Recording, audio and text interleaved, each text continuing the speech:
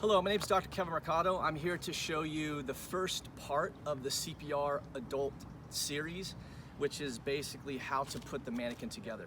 So if you're a student that has received the supplies in these bags, I'm going to help you understand how to put this together as well.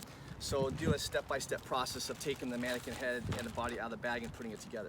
So what you have is you have a head and you have a body, adult mannequin within the bags, and so you're going to take the head out of the bag, the first bag, and then you're going to remove the head out of the second bag. Now what you'll have, just make sure you understand, is that once you remove the head out of the bag, there's also a CPR face shield that you'll use when we get into actually teaching you the skill. So just take that out, know that it's there, put it back in the bag so it's safe, and then you're going to take the head out of the bag and understand that there's also a lung inflation bag that I have put in the head in order for you to when you perform the CPR breaths, the mannequin will actually inflate. So it's a great feature. When you take it out, just make sure that the bag is not twisted. Okay, it can be twisted like so. Just make sure it's not twisted and it's flat. And then there's also, the bag also has, it can be kind of twisted up inside the mouth as well. So just take your pinky and just put your pinky inside the mouth and make sure that the hole is wide enough for the breath to enter the mouth in order to inflate the bag when you perform the CPR.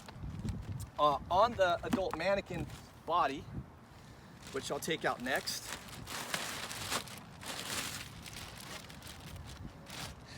there is a way to open this up safely. So what you're gonna do is you're gonna take your two thumbs, put it on the plastic part of this mannequin. There's also on the shoulders a plastic part that these two areas where you can fit your middle finger and ring finger on both sides of the shoulders, and then pull up and then open. And then what you'll do on this adult body, there are two prongs here, 1, 2. Those prongs are there to allow the divots of the head, which is on the back of the neck, to be placed onto. So what you can do is